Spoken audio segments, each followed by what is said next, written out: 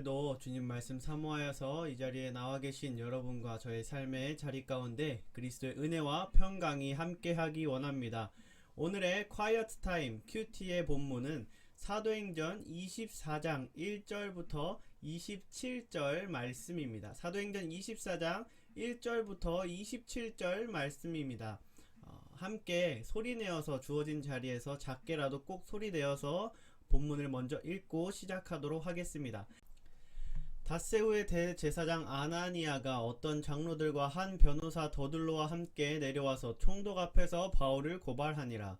바울을 부르매 더들로가 고발하여 이르되 벨릭스 각하여 우리가 당신을 힘입어 태평을 누리고 또 이 민족이 당신의 선견으로 말미암아 여러 가지로 개선된 것을 우리가 어느 모양으로나 어느 곳에서나 크게 감사하나이다. 당신을 더 괴롭게 아니하려 하여 우리가 대강 여짜옵나니 관용하여 들으시기를 원하나이다. 우리가 보니 이 사람은 전염병 같은 자라 천하에 흩어진 유대인을 다 소유하게 하는 자요 나사렛 이단의 우두머리라.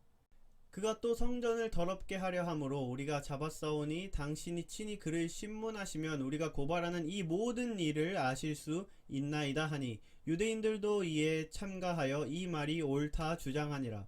총독이 바울에게 머리로 표시하여 말하라 하니 그가 대답하되 당신이 여러 해 전부터 이 민족의 재판장 된 것을 내가 알고 내 사건에 대하여 기꺼이 변명하나이다. 당신이 아실 수 있는 바와 같이 내가 예루살렘에 예배하러 올라간 지 12이틀밖에 안 되었고 그들은 내가 성전에서 누구와 변론하는 것이나 회당 또는 시중에서 무리를 소동하게 하는 것을 보지 못하였으니 이제 나를 고발하는 모든 일에 대하여 그들이 능히 당신 앞에 내세울 것이 없나이다. 그러나 이것을 당신께 고백하리이다. 나는 그들이 이단이라 하는 도를 따라 조상의 하나님을 섬기고 율법과 선지자들의 글에 기록된 것을 다 믿으며 그들이 기다리는 바 하나님께 향한 소망을 나도 가졌으니 곧 의인과 악인의 부활이 있으리라 함이니이다. 이것으로 말미암아 나도 하나님과 사람에 대하여 항상 양심의 거리낌이 없기를 힘쓰나이다. 여러 해 만에 내가 내 민족을 구제할 것과 재물을 가지고 와서 드리는 중에 내가 결례를 행하였고 모임도 없고 소동도 없이 성전에 있는 것을 그들이 보았나이다. 그러나 아시아로부터 온 어떤 유대인들이 있었으니 그들이 만일 나를 반대할 사건이 있으면 마땅히 당신 앞에 와서 고발하였을 것이요 그렇지 않으면 이 사람들이 내가 공회 앞에 섰을 때에 무슨 옳지 않은 것을 보았는가 말하라 하소서. 오직 내가 그들 가운데 서서 외치기를 내가 죽은 자의 부활에 대하여 오늘 너희 앞에 신문을 받는다고 한 소리만 있을 따름이니이다 하니 벨릭스가 이 도에 관한 것을 더 자세히 아는 고로 연기하여 이르되 천부장 루시아가 내려오거든 너희 일을 처결하리라 하고 백부장에게 명하여 바울을 지키되 자유를 주고 그의 친구들이 그를 돌보아주는 것을 금하지 말라 하니라. 수일 후에 벨릭스가 그 아내 유대 여자 드루실라와 함께 와서 바울을 불러 그리스도 예수 믿는 도를 듣거늘 바울이 의와 절제와 장차오는 심판을 강론하니 벨릭스가 두려워하여 대답하되 지금은 가라 내가 틈이 있으면 너를 부르리라 하고 동시에 또 바울에게서 돈을 받을까 바라는 거로 더 자주 불러 같이 이야기하더라. 이태가 지난 후 보르기오 베스도가 벨릭스의 소임을 이어받으니 벨릭스가 유대인의 마음을 얻고자 하여 바울을 구류하여 두니라. 아멘. 네, 오늘 말씀은 가이사랴로 이송된 바울이 총독 앞에서 다시 한번 재판을 받는 이야기입니다. 바울이 벨릭스 총독에게 온 뒤 5일 뒤에 예루살렘에서 고소자들이 등장합니다. 그리고 이 고소는 더둘로라 하는 변호사까지 끌고 예루살렘의 지도자들이 찾아왔는데요. 더둘로는 벨릭스에게 이 민족이 너무나도 감사하고 있다고 거의 벨릭스를 숭배하듯이 말하며 자신의 변론을 시작하고 있습니다. 이렇게 벨릭스의 환심을 사는 동시에 지금 유대인들이 너에게 호의적인데 너가 이들이 싫어하는 판결을 하면 어떻게 될까? 라는 언지를 주면서 굉장히 고단수의 수사적인 표현을 하면서 변호사답게 자신의 변론을 진행을 하고 있습니다. 이렇게 말을 시작한 후에 바울의 죄목을 전달합니다. 크게 네 가지인데요. 전염병, 정치적 선동자, 분파운동의 지도자, 성전 파괴범이라는 죄목을 바울에게 입힙니다. 이 고소자들에게는 사실 고소의 증거나 증인이 아무것도 없습니다. 그렇지만 바울을 죽여야 하기 때문에 고소는 해야겠고 해서 머리를 쓴 게 이 죄목입니다. 바울을 이렇게 묘사하고 이런 죄목을 씌우는 것은 현재 이들에게 위협이 되는 열심당처럼 보이게 하기 위해서입니다. 뭔가 바울을 그냥 두면 열심당이 전염병처럼 늘어나 로마가 파괴될 것처럼 말하는 것이죠.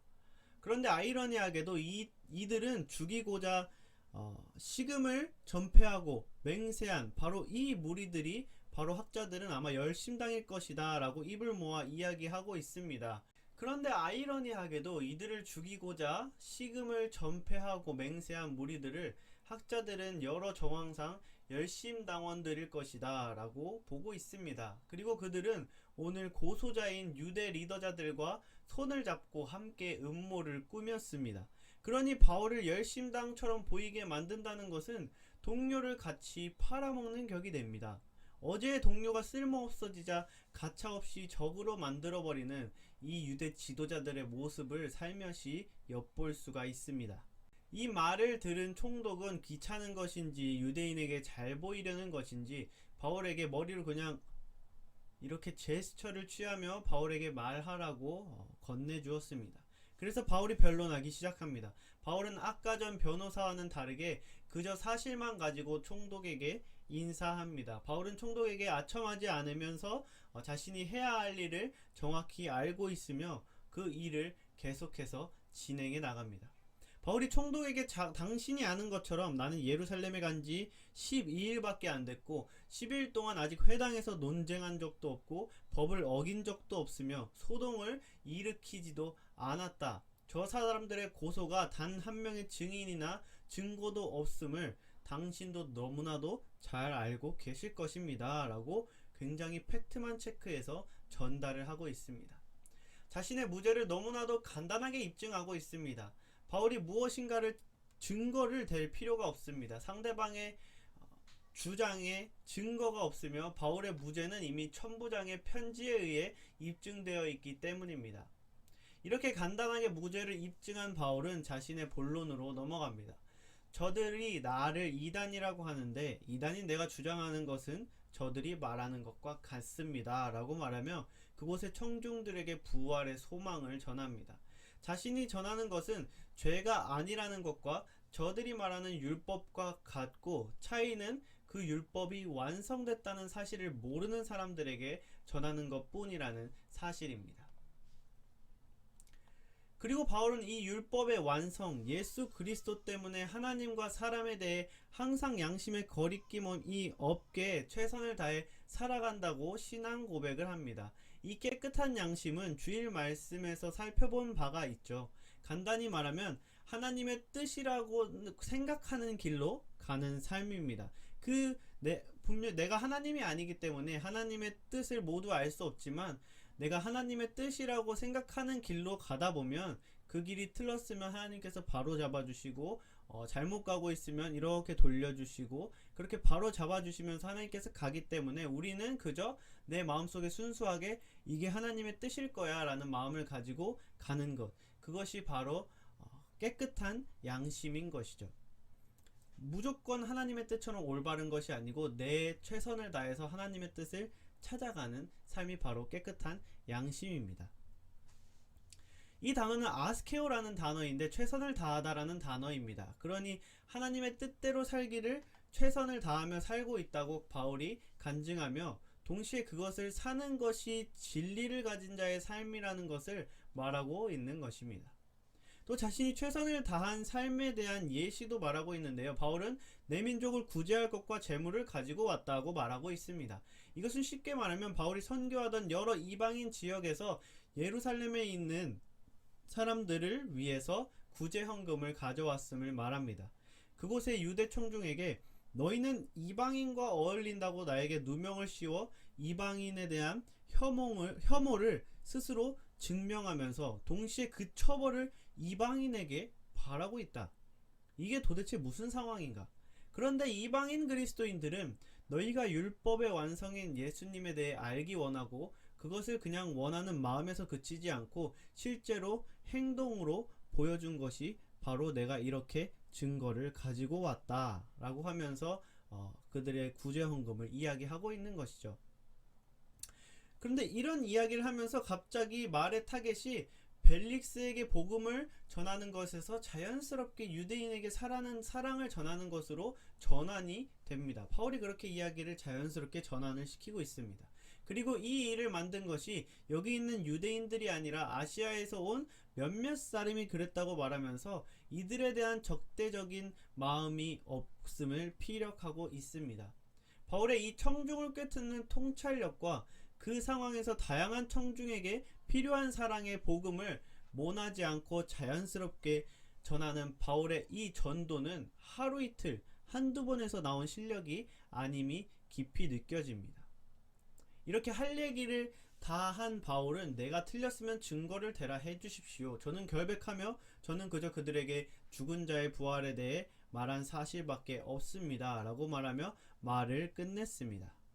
이 말을 들은 벨릭스는 판결을 연기하고 객관적인 사실을 듣기 위해 천부장에게 이곳에 오라고 전합니다. 그리고 백부장에게 바울을 지키되 자유를 주어 사람을 만날 수 있게 하라는 명을 내립니다. 말이 감금이지 이렇게 자유가 있는 감금은 중요한 귀족을 보호하는 느낌을 우리에게 전해줍니다. 벨릭스가 이 도에 관한 것을 더 자세히 아는 고로라고 되어 있는데 아마 아내인 드루실라가 헤롯 왕의 딸이어서 유대교에 대해 잘 알고 있었을 것입니다. 그래서 바울이 말하는 말에 흥미가 있던 벨릭스는 바울을 불러 복음을 듣습니다. 바울이 벨릭스에게 전한 복음의 요소는 도덕과 자기절제와 장래 심판이었습니다. 아마 역사적으로 드루실라는 벨릭스와의 결혼이 두 번째 결혼이었고 벨릭스에게도 드루실라가 세 번째 아내라는 점을 봤을 때 이런 요소들이 이들이 복음에 반응하게 그럼 만들 수 있는 중요한 맞춤형 핵심이 되었을 것입니다. 항상 이렇게 꿰뚫어보는 바울의 통찰력은 너무나도 멋있는 것 같네요. 이런 바울의 복음에 벨릭스는 두려워하며 바울을 보내고 바울과 자주 만나 이야기했다고 말하고 있습니다.